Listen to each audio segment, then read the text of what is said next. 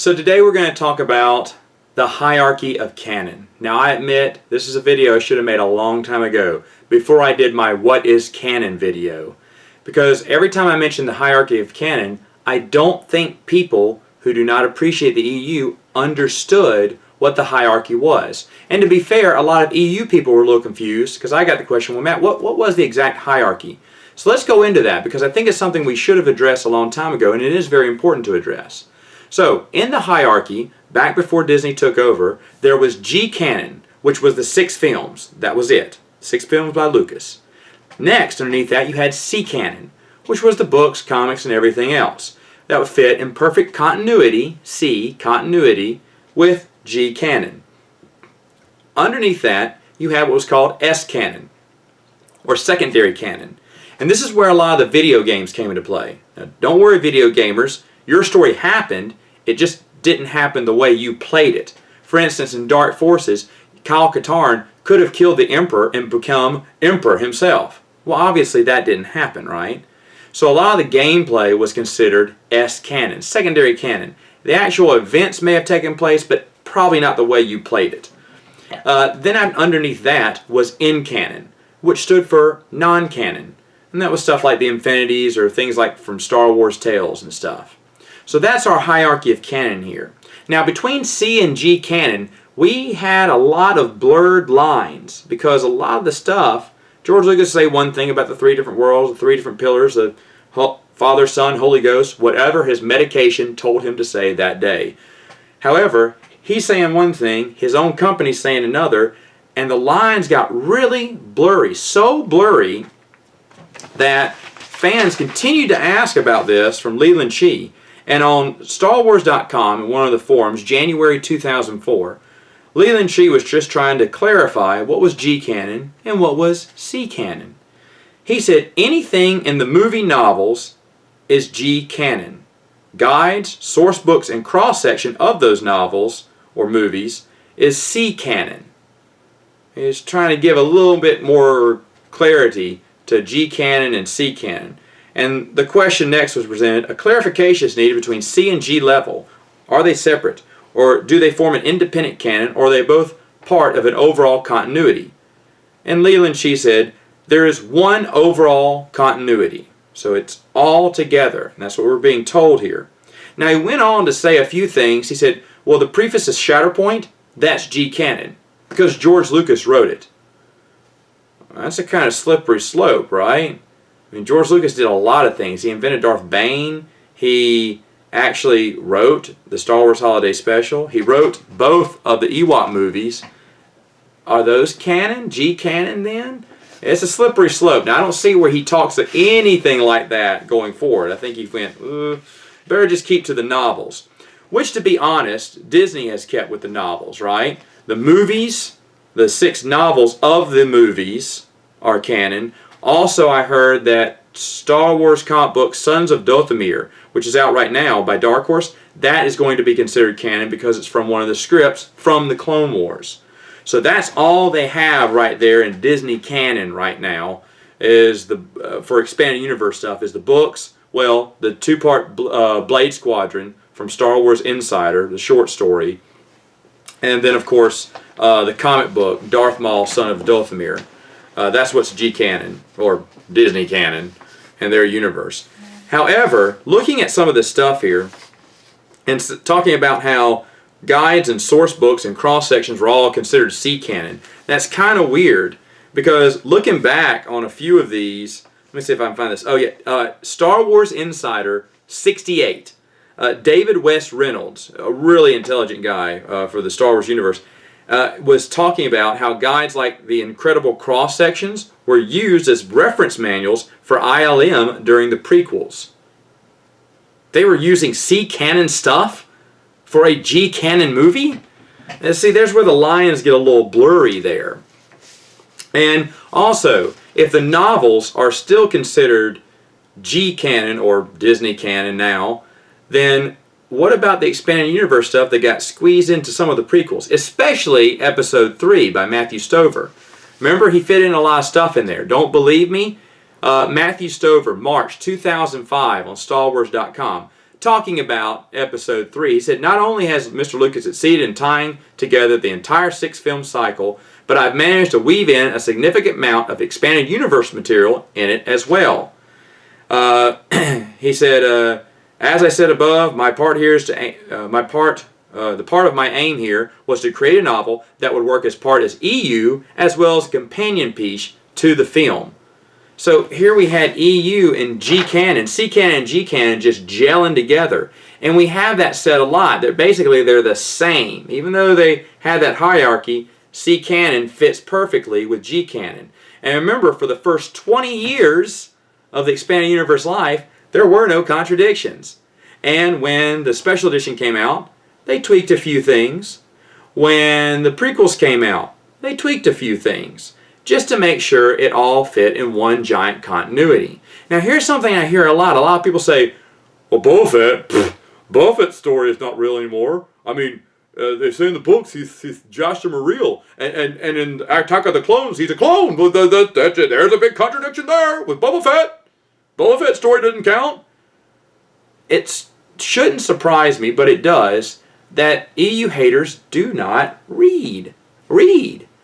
All the Expanded Universe did is peel back a little bit more and say, voila, they connect. For instance, I believe the Boba Fett story is in Tales of the Bounty Hunters, where it talks about this young man called Jaster Mareel, who then later switches over to become Boba Fett. You're like, oh, okay, that must be his real name. He's from Concord Dawn. Okay, I see what's going on here. And then Episode 2 came out. Oh, George decided he's going to make him a clone. All right. So what they did is they said, okay, Jaster Mareel was a pseudonym. He was hiding. Because, of course, Jango Fett may have made a lot of enemies. They may want to take it out on his son. He goes into hiding on Concord Dawn and then goes back to his original bounty hunter name, Boba Fett, later on. Makes sense. They patched it all together just like that, just by peeling back a little bit more of the story. Like Obi-Wan did in Episode 4, right? Anyway, I digress from that. But as you see, there's a lot of continuity being going on. Now, looking at some of these quotes about continuity, let's just see how blurred these two lines actually are between G and C. For instance, Sue Rastoni, the head of Lucas Books back in the day, I don't know if she still is now, I need to look that up, but in StarWars.com, May 2003, they asked, what is canon? She said, basically everything except those items marked with an Infinity logo is considered canon. So, meaning the Infinity, the comic books, some of the Infinity comic books, like the What If this happened, and Star Wars Tales too. She says, any books that do not carry the Infinity's icon are considered part of the canon. And then someone asked the question, why she uses the word continuity in canon when talking about the EU. She said, okay, well, continuity versus canon. She said, pretty much they're the same.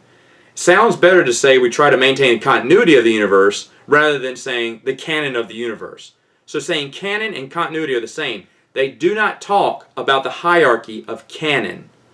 Hardly at all. Lucasfilm wasn't talking about it. They just said canon. And remember, they said, well, George Lucas never called it canon. Yeah, but George Lucas never even used the word canon. He never said it wasn't not canon. You recall that? He said, I got the 3 worlds, the 3 pillars, the Holy Father, Son, Holy Ghost, or whatever. But anyway, he had his story, which he considered to be the 6 films, and that was it. His company, who had their own story, who complemented his and gave it more depth and meaning. And then the fans, whatever they decided to come up with. That was Lucas' idea. And he's not going to badmouth his own company that he created, who's making money for him by adding on to the story that he told in the films. Do you think George Lucas is really fighting against himself? That doesn't make sense, EU haters. Anyway, let's look at some more quotes, right? We love quotes. Leland Cheese, Star Wars, StarWars.com, May 2003.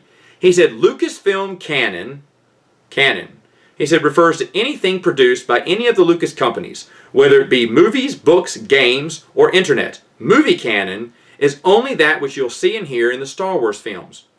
Movie canon? I like that. It should have been called movie canon. Why just George canon? G canon.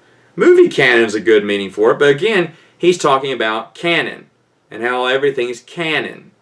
not non-canon. He's not even talking about the hierarchy. Now, I knew about the hierarchy, and a lot of fans did, but this is where they thought, yeah, it's been called canon several times. It's been called canon. Looking at a quote from Sue Rustoni again, StarWars.com, June 2004. She said, to keep it all straight, there is the canon, a timeline of major events and a lifespan of characters prepared by the continuity editors at Lucasfilm and are considered the in-house Bible of the Star Wars universe. You actually hear a lot of old authors talking about the Bible of Star Wars, which was this big, it eventually became the Holocron by Leland Chee. But she said canon refers to an authoritative list of books that the Lucas licensing editors consider to be an authentic part of the official Star Wars history. There's those words again, authentic part, official Star Wars history. It says, our goal is to present a continuous and unified history of the Star Wars galaxy insofar as the history does not conflict with or undermine the meaning of Mr. Lucas's Star Wars saga or films and screenplays.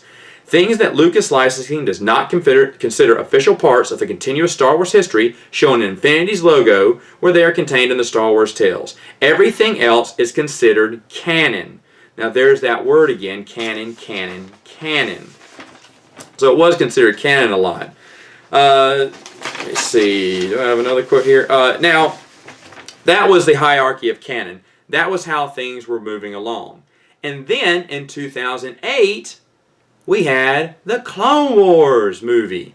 And people were so interested because it came out as a movie and they're saying, wait a minute, George, is this one of your 7 films now? And let's hear what he had to say back in 2008. In an Entertainment Weekly interview, March 2008, right before the movie was released, EW asked that question. He said, now, are these going to go in line with the movies? Are they part of the official story with the movies? He said, it's completely separate. It's a quote from him. It's completely separate. He said they have the same characters, everyone's in it, but it is a completely separate entity from his films. He didn't consider it part of his G-canon, his 6 films. The Clone Wars was not part of that. And then again, Collider.com, in an interview with George Lucas, March 2008. Here's their question. They said, a lot of people have been talking online that the new Clone Wars cartoon is actually going to be considered official canon of the Star Wars universe. So, is that true? And George Lucas says, well, there's the, shall we say, the 3 pillars. And he talks about it. And talks about how the Clone Wars falls. He says the 3 versions of Star Wars were all the same. They don't always mesh, but they always feed off each other. So he's talking about how the Clone Wars, not really part of his vision, his 6 films. This fits in that second pillar, which is the EU. Now, when Dave Filoni, I don't really like him, but when he first got on the scene, he was proclaiming to be an EU fan. He was a big EU fan. He put lots of EU in there. Oh, you're going to love it, EU fans. I'm an EU fan. I love EU. And he got busted during Celebration, Star Wars Celebration, by a real EU fan when he caught him on a simple mistake that he made when he was bragging about his connections to the EU. And what the fan said, it was with the character Wolf Yularen. Davy Boy was looking for a character from the movies to kind of fill in a backstory on. Now, Wolf Yularen had never been mentioned in any of the expanded universe material. In fact, he was from the Lucasfilm database. Like Lucasfilm would bring out the, Who's Who and the Death Star or whatever, little episodes like that, and they would just tag his name, and they said he was a colonel in the ISB. Well, all Davy Boy saw was his name. He didn't read the one sentence underneath his name. He didn't want to read the one sentence. He saw his name, looked at him, and said, whoa, he's in a white uniform. He must be a Grand Admiral. All that was known about Wolf Yularen was from that database that said Colonel in the ISB. That was it. He couldn't even read that. And he got it wrong. And a fan poked it out. Now that did not make Davy Boy happy. In fact, for years later, he would go on a rant how he is not considered EU. He is not part of the EU. He says that a lot. And also, someone already picked this out. I was going to present it. I'll read a little bit of it, but one of you people, you smart people, doing your own study, good for you. You already caught me on this one. But Star Wars Insider 134. Listen to what Davey says. He says about the EU. He said they don't live in the same universe. Everyone wants to think so, and they make a lot of effort to make it work. But it's pretty clear when you start looking around, they're not the same. And then goes on to say they're different, you know, yada, yada, yada. Just kind of very insulting toward it. He didn't think much of the EU after he got embarrassed and outed for not being a fake EU fan. Now, he was so upset about that. See, George never considered him G Canon, and he didn't want to consider himself C Canon. So Lucasfilm gave Davey Boy his own canon. They called it T Canon, which stood for television canon, which made no sense, and I'll tell you why. The only thing that was T Canon was Davey Boy's Clone Wars. But that wasn't the only what about the other television stuff? Like the Ewoks, the Droids cartoons, both of the Ewoks live-action movies, the Star Wars Holiday Special, the Clone Wars cartoon show, which was excellent. By the way, I really like that Clone Wars cartoon show. All that came out on TV, but wasn't considered T-Canon. It was given C-Canon status instead of T-Canon. Davey Canon. That's what it should have been called. Not T-Canon, Davey's Canon. This is what he likes to think. He's not the EU. He's obviously not G-Canon. Even though he wants to be G-Canon, he's not. He is now, but he wasn't back then. So he wanted everything to mesh together. But it didn't. Now, not with just looking at T-Canon. From a C-Canon side, though, they went through and they were doing the same patches that C-Canon always does to give it one overall continuity. Because let's be honest, if they would have said, actually Clone Wars is in an alternate universe, it exists outside of the films, it takes off the films, you know, like C-Canon does, but it's away from C-Canon, I wouldn't have watched it, and a lot of other you folks wouldn't either. Now, let's look about a little bit. I have a Clone Wars quote here about that. When Davey Boy was talking about it being a parallel universe, they actually went back and they went to Leland Chee and they said, what's this being about a parallel universe? Is the EU a parallel universe, like he said? And Leland Chee, StarWars.com, says, a parallel universe suggests that each universe can go in separate directions, which really isn't the case in regard to the EU. The EU is bound by what is seen in the most current version of the films and by directives from George Lucas. So you could say Leland Chee's doing his job there, but yeah, he's just explaining it. That yeah, even though T-Canon stands on its own, because that's what Davey Boy wants, Davey Boy Canon, but he said C-Canon, it's going to mix in. And like he said, eventually they would have fixed up all the patches that T-Canon was doing, only because Davey Boy can't pick up and read one line. One line, baby Davey. Come on. I know you can read it. See? Cat. The cat. Try it, baby. You can do it. Anyway, I digress from that point. Looking at the Clone Wars as a series, I know a lot of you loved it, and that's fine. I actually love bits and pieces. I would say about 30% of it I really liked. I really thought they had some good stuff in there. But the other 70%, not so good. You're thinking, not so good? What about? Okay, let's talk about the Poison Tea episode with Padme. Oh, everyone talks bad about the Jar Jar. Oh, everyone talks about the D Squad, which lasted a couple of episodes. 4, 5, 6, I can't remember. D Squad, a bunch of droids led by a little froggy dude. See, they did have some good ideas, like Cad Bane. I thought he was a cool character. But unfortunately, you had nicknames of Sky Guy, Snips, and Stinky the Hutt. In my movie, there's a Hutt called Stinky. Nickname, we're going to call him Stinky. Stinky the Hutt. What? Am I watching Handy Mandy Star Wars? You know, swipe or no swipe. That's Dora the Explorer. But anyway, yeah, it seemed like it was very, very childish at times. And for every Cad Bane, there was a Zero the Hutt that just made you gag on the whole thing. A lot of lame characters were included in that didn't make sense. A lot of cool ones, but a lot of lame ones too. It really didn't go well. There's a lot of fluff in there that I didn't like. But poor Davy Boy can't even keep within continuity of the movies. Did you know that? Let's go to Attack of the Clones. They fight Dooku. Of course, Anakin charges ahead, gets his arm cut off, yada, yada, yada. Fast forward to episode 3. Obi-Wan says, this time we'll do it together. You know, he's talking about Geonosis, right? Episode 2, we all know that. But in the Clone Wars TV show, he's fought Dooku at least 3 times until I stopped keeping count. They've met Dooku several times over and over and over again. Wait a minute, what was he talking about? Maybe he was just talking about another time? I don't know.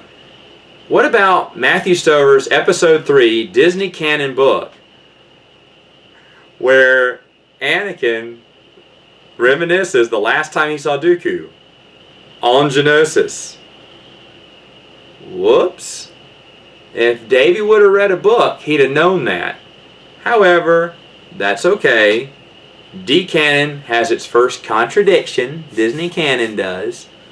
And that's okay. There's going to be tons of Disney Canon contradictions as time goes by. They can't hold the record that the original expanded universe had, which was 20 years before they had to start retconning things. Disney's going to go, there's going to be mistakes, there's going to be contradictions, it's going to be just like the EU, and they're going to have to retcon a few things as time goes on. It's inevitable. It happens all the time. But let's go back to another thing that was said in the scroll of Episode 3. He said, War, there are heroes on both sides. Heroes on both sides? Well, who are the heroes for the Separatists? They're all evil. And actually, when the Clone Wars series came out, I was interested to see, are they going to talk about both sides? Because that's what Davy Boy was talking about. We're going to really find out more about the Separatists, and it's more about just Dooku and Grievous. We're going to have a lot more characters. I'm thinking, okay, well, maybe we'll find out who the heroes were, right? Because it seems like everyone who teamed up with the Separatists regretted it or was evil themselves. You notice that? There are no heroes in the Separatist movement. They didn't even try to connect that saying. It is in the scroll. It's in the opening scroll of Episode 3. Oh well, what are you going to do, right? That was the hierarchy of canon. Now we have a full canon. Eventually there's going to be contradictions to that canon. There's going to be retcons. Then there's going to be so much information that Disney's just going to have a reboot all over again. But that is a conversation for another week. See you then.